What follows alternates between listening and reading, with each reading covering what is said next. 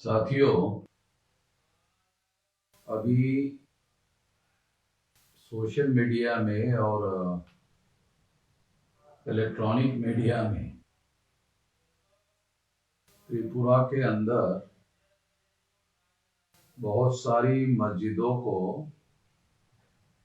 तोड़फोड़ करने का और जलाने का किस्सा बड़े पैमाने पर चर्चा में आ रहा है।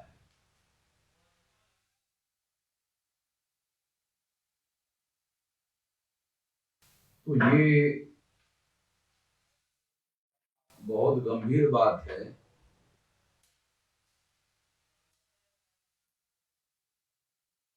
बहुत कम लोगों को इस बात की जानकारी होगी कि त्रिपुरा में अभी बीजेपी की सरकार है। यहाँ पहले कभी कांग्रेस की सरकार हुआ करती थी और बाद में बहुत सालों तक कम्युनिस्टों की सरकार रही और कम्युनिस्टों की सरकार बदलकर अभी बीजेपी की सरकार आई है।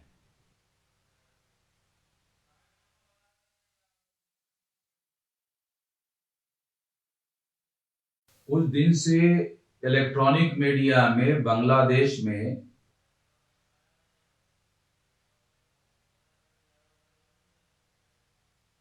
तथाकथित हिंदू लोगों के पंडालों को जलाने का काम वहां के कट्टरपंथी लोग कर रहे हैं। ऐसी खबरें भारत का जो ब्राह्मणवादी मीडिया है बहुत बड़े पैमाने पर उछाल कर दे रहा था।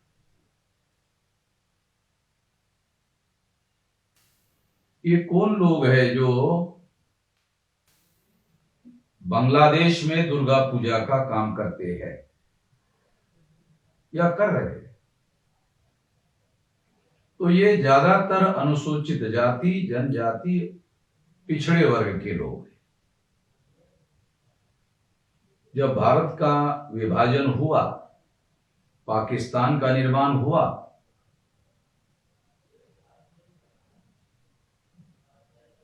तो ये अनुसूचित जाति, जनजाति, अदर बैकवर्ड क्लासेस के लोग भारत आना चाहते थे।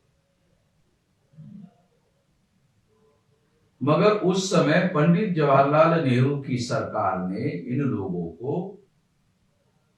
आने के लिए किसी प्रकार की सुविधा उपलब्ध नहीं की।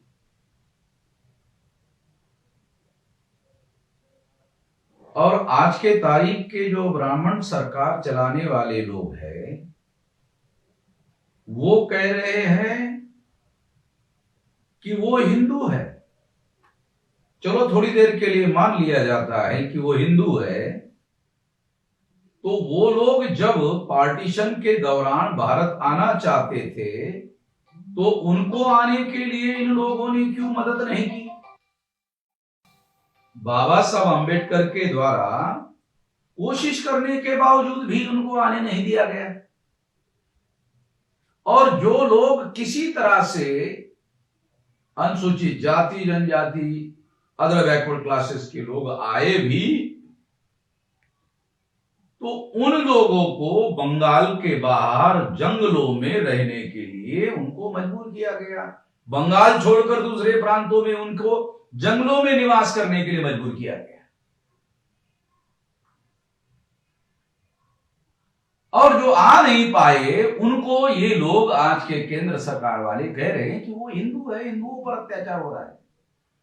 तो उस समय हिंदू नहीं थे, और यदि थे तो उनको यहां भारत में आने के लिए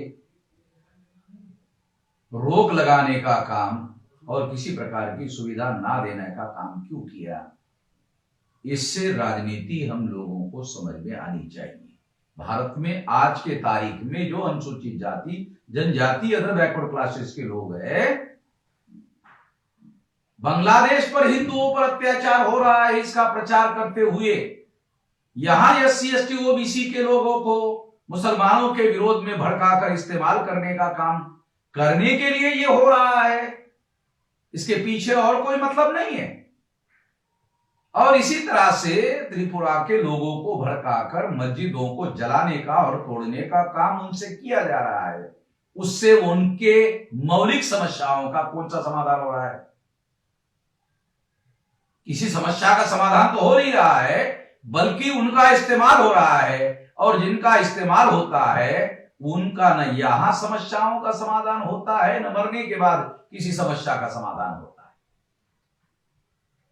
तो हमें इन लोगों से, इन शैतानी हरकतों को करने वाले लोगों से सावधान रहना चाहिए, जागृत रहना चाहिए और हमारा इस्तेमाल नहीं होने देना चाहिए।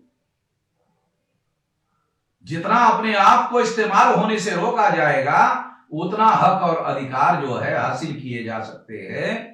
इस बात को ध्यान रखने के लिए ही ये बात खास तौर पर मैं आप लोगों को बता रहा हूं। सुनने के लिए धन्यवाद।